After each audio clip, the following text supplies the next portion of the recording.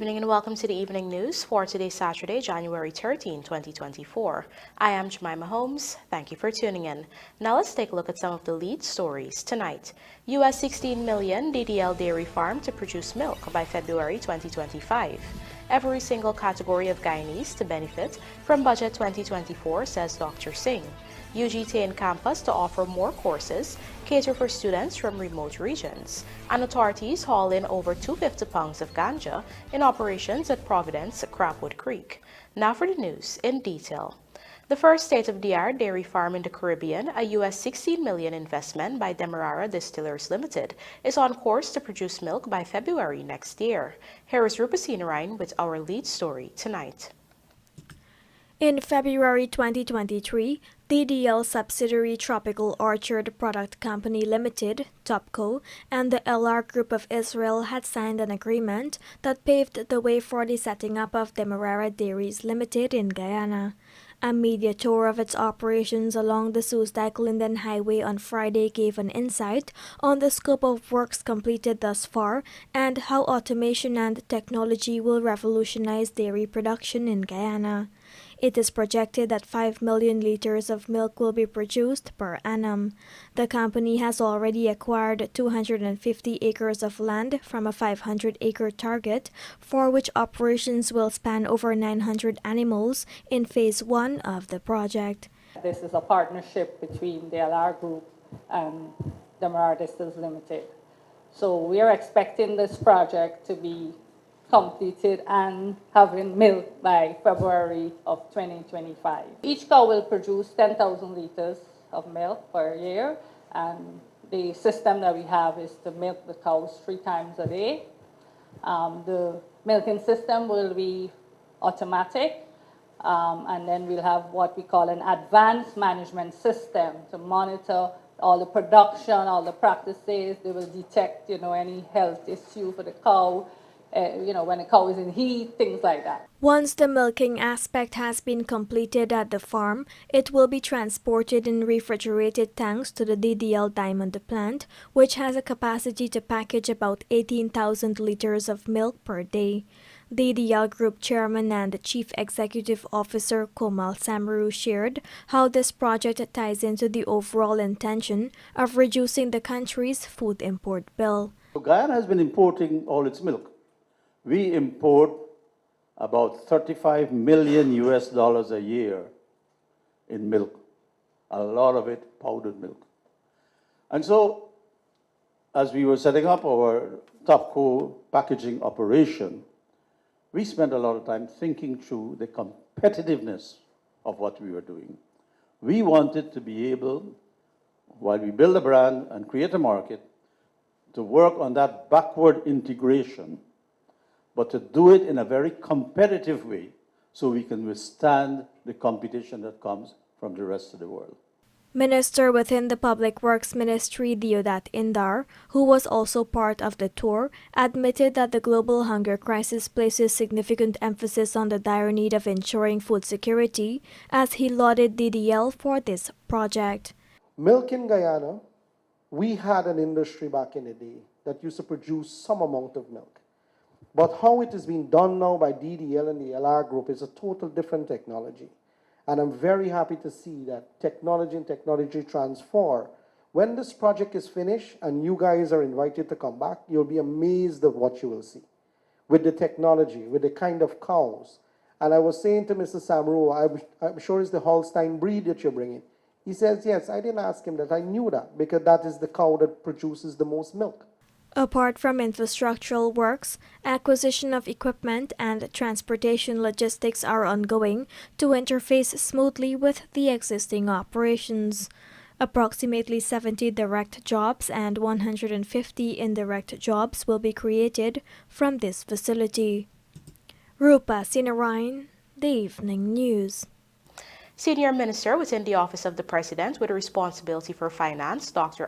Singh, will deliver the eagerly awaited Budget 2024 to the National Assembly on Monday.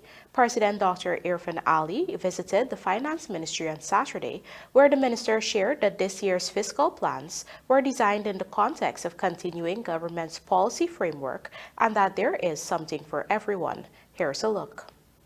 On Monday, it will be my privilege to deliver on behalf of this government led by the President our fiscal plans for 2024, which will be situated within the context of the ongoing implementation of the policy framework that we had laid out in the first instance in our 2020 manifesto. And like I said earlier, our objective is simple and has been consistent. It's essentially to improve the quality of life that is enjoyed and the well-being of every single Ghanaian citizen. And what we will hear on Monday is a wide range of interventions in every single sector, all of which are ultimately aimed to improve people's lives across every single category of the population. The Guyana government is currently exploring a new technology that it is hoping to use to build out mud dams across the country into durable farm-to-market access roads. This was announced by President Dr. Irfaan Ali on Friday afternoon during a visit to Cherry Tree Farm in Coverdon, East Bank, Demerara, where he engaged farmers and residents of surrounding communities. Vanu Manikchand tells us more. During the engagement, one farmer requested support from government to build out a dam at Sierra Johanna on the east bank of Demerara. In fact, there are 3 earthen dams in that area that are in need of work to allow farmers to have easy access to their farmlands. In response, President Dr. Irfaan Ali informed that a new technology to fix these dams is currently undergoing testing at Luluni on the Susai-Clinton Highway. We're now testing a technology that is used around the world. I think where we have this, where we are doing it for comment time. Where are we testing the technology now? In Luluni. This is a technology that stabilizes the clay and make it into a hard surface like concrete. So once the technology proves well, we can look at these dams. The head of state told the gathering of mainly farmers that the purpose of his visit to Cherry Farm in Coverdon, East Bank, Demerara was to talk about the community's agriculture agenda and strengthen what is already being done there. In fact, he touted the idea of introducing integrated farming on the East Bank area, where there are approximately 200 acres of farmlands owned by some 54 farmers. According to the president, sometimes when persons farm their lands individually, it does not result in the best yields. Hence, they are looking at a collective approach in enhancing the productivity of farmers. What I've asked Minister Zulfi and Waldron, Dr. Waldron and the guys at Agriculture to do is to look at how we can best deploy this 200 acres of land. Whether we can go in an integrated farm with large-scale pig production and make this the model farm for that, because a lot of you guys are into that, and make this the model area for that. Or we look at, and this is where you guys have to come together and work together. So we have to think a bit different too. Whilst we're thinking about agriculture, we have to think how we make it more competitive, how we make it more attractive, how we make it in such a way that we'll have more revenue. Meanwhile, Agriculture Minister Zulfikar Mustafa outlined the work government has done to support agricultural development in the East Bank Demerara communities. We have delivered a lot of input in terms of equipment, tillers, beating machine, wheelbarrow, fertilizer to the group. But we have extensive work going on in the drainage system. To date, we have expended over $70 million. We have cleared 6 canals, and the work is still going on to the large drainage canals. Very shortly, we'll start the internal drainage, which we have discussion with the farmers. We have been also working with the livestock farmers to develop the livestock farm. Reporting for the Evening News, Vanu Manikchand. Do stay with us. More news ahead.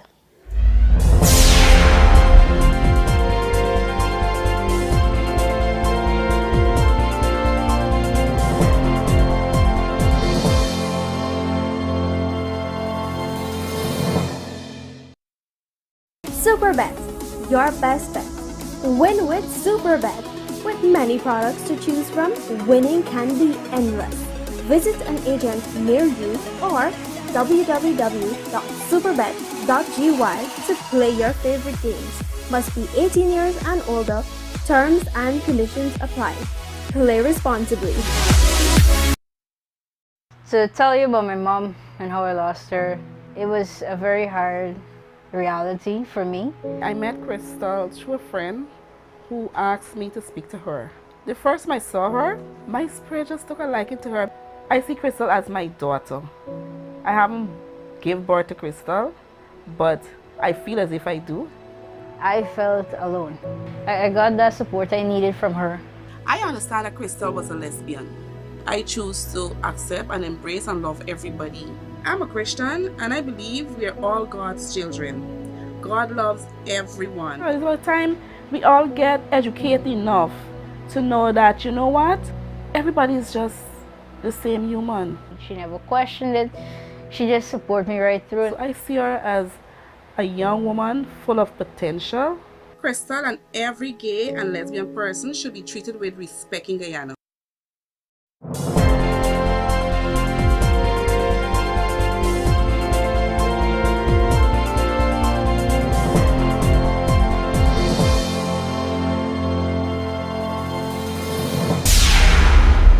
Welcome back. You're watching the evening news.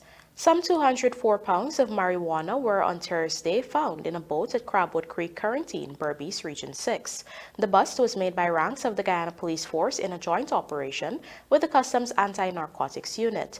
During the operation, the officers observed two men loading bulky parcels onto the boat, and upon noticing the presence of the law enforcement officials, the individuals attempted to flee the scene.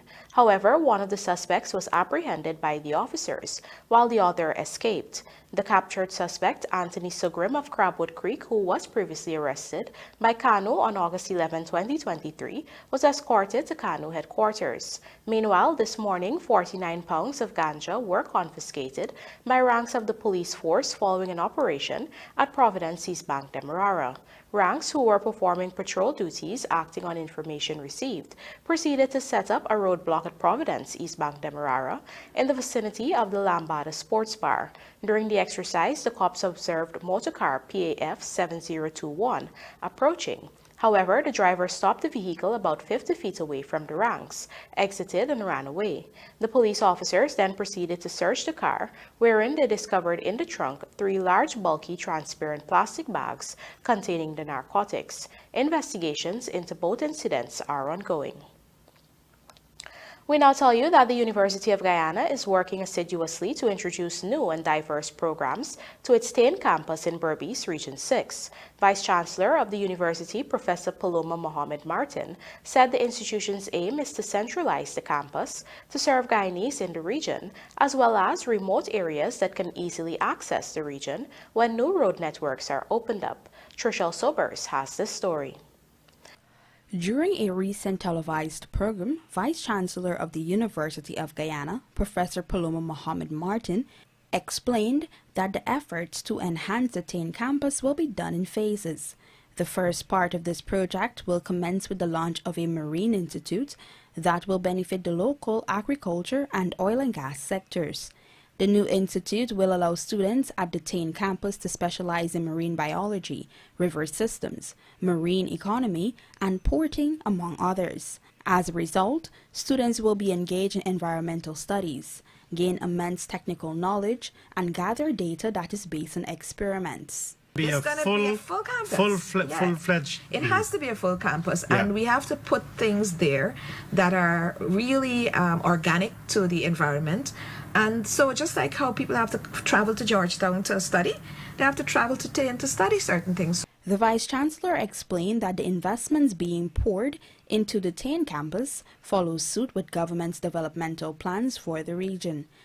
This includes its plans to develop a $90 million aquaculture farm in the region to ramp up the production of brackish water fish and shrimp, the build-out of road networks, construction of a 10,000-seat stadium at Palmyra, and a Level 5 regional hospital, among others. We're not only thinking of what's there. we're thinking of how the TAIN campus and how Berbice is situated. The president has spoken about the Golden Corridor. So Suriname, French Guyana, right? And Brazil, outside of the Golden Corridor.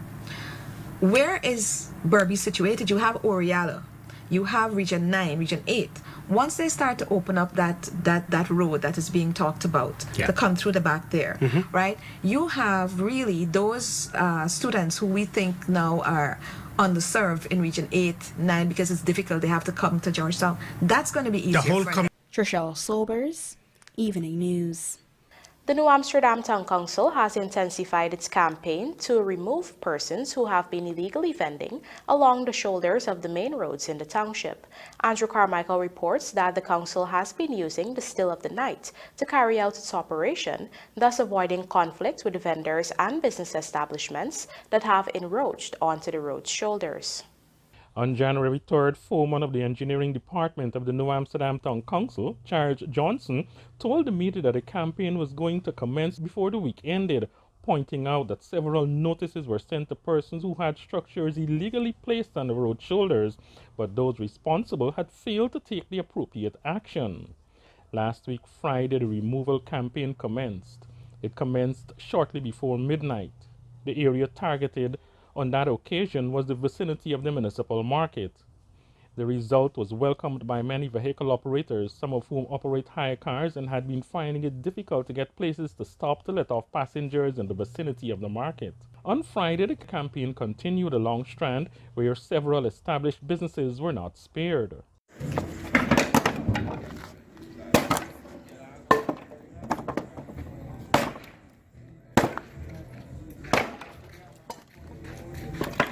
In a gazetted order dated January 18, 2014, municipalities are given the authority to remove all structures that can be deemed illegal from the road shoulders. The order in part says, quote, "The Minister of Local Government and Regional Development is hereby notifying all regional democratic councils, the municipalities, and neighborhood democratic councils that, in respect to public roads and highways, no verbal or written permission should be given by any RDC or municipal or RDC official to anyone to occupy any reserve or roadside parapet or to erect structures thereon for any purpose whatsoever. The sole authority for so doing is the Minister of Public Works. Applications must be in writing and the minister's decision is final." End quote. Meanwhile, the town council had said once the structures or other encumbrances are removed, some will be destroyed. The campaign will run until March of this year and will first target Strand and then move to Main Street and then Republic Road. According to the foreman of the engineering department, they will have a special team doing daily checks and inspections to ensure that persons do not have structures in places that they are not supposed to and during the times that they are not allotted. The municipality is allowing persons to vend after 16 hours 30 when the municipal market closes. Andrew Carmichael, The Evening News. The Small Business Bureau on Friday distributed grants to 100 entrepreneurs in Region 6. The distribution, which took place at the Belvedere Business Center, was done to provide financial assistance to entrepreneurs with small establishments. Andrew Carmichael joins us again to report that the Ministry of Tourism, Industry and Commerce is currently on a countrywide distribution exercise to get grants to persons with the long-term aim of boosting the economy as those businesses grow. A total of 155 small businesses benefited from the grants from the Small Business Bureau during its distribution exercise on Friday. Region 6 Chairman David Armagon pointed out that many of them would have applied for the grants since 2022. However, because it is a national exercise, the process might take longer than some entrepreneurs may expect. Those being targeted are small businesses and those who are about to start up a business. Many of the applicants were made on the poultry, grocery, processing and other areas of business. All these people who are interested in getting into business, at some point they will grow and they will employ people as well, right? So even if they're starting off now, they will still employ people. So it increases the income of the region to make sure that people have more spending power. Earlier this week, 398 entrepreneurs from Region 4, Demerara Mahaica, were given similar grants in a similar exercise which took place at the Otachang Convention Center at Lilienthal. Public Relations Officer of the Ministry of Tourism, Industry and Commerce, Cordell McClure, says the team will be moving to every region. Next week, they'll be in Region 2. Region 10 also is one of the regions that has benefited significantly from the small business grant distribution. What happens is that when somebody applies, in many cases they do not have all of the set requirements in terms of compliance and so forth. The people who have everything in order are likely to go through a lot faster, and then there's still a process, because this is a pretty transparent process for the small business grant distribution. You go through, you apply, you register first of all with the Bureau, you apply for the grant, because some people register but don't apply and they assume that they've already applied, but they just simply registered. So you register, you apply, and then it goes through a grant committee. Well, I feel happy about getting the grant because I put in since 2020 and now I get a call to receive the grant. So I will improve my business in it, like selling snack next to Kanji Secondary School at my home. I'm happy to receive this cash grant because I've been struggling a while to, expand my snacking. I've been doing it for a while, but, in a very basic. So I'm happy today that, I get a call to come and uplift my cash grant. I will make good use of it. For the evening news, Andrew Carmichael. And now for a look at the bridge reports. The Demerara Harbour Bridge will be closed to vehicular traffic on Sunday, January 14, 2024 at 6 hours 30 for a period of 1.5 hours. Meanwhile, the Berbice Bridge is expected to be closed at 6 hours 25 on Sunday, January 14, 2024, also for a period of 1.5 hours. Ramson displeased with teams playing T20 World Cup games in Guyana and horse racing legislation to be tabled this year. Details of these stories in this podcast, sponsored by MacCorp, coming up on the other side of the break.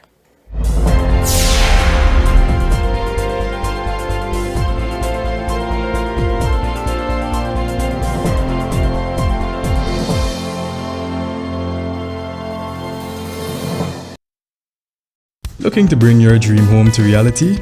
Or simply taking on a home improvement project? Then National Hardware Limited is where you should start. Let us put that touch to your home.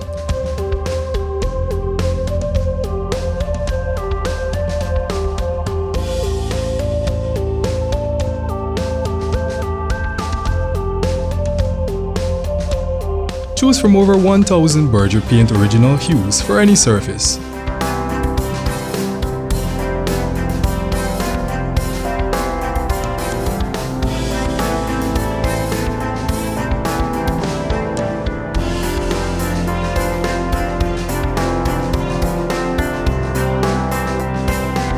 We are known for our trusted brands such as Westinghouse, Philips, Sadco, Rubbermaid, Pyrex, Gibson Home, and so much more. National Hardware Limited, your do-it-best store. Located in downtown Georgetown and industrial site Rhymeville.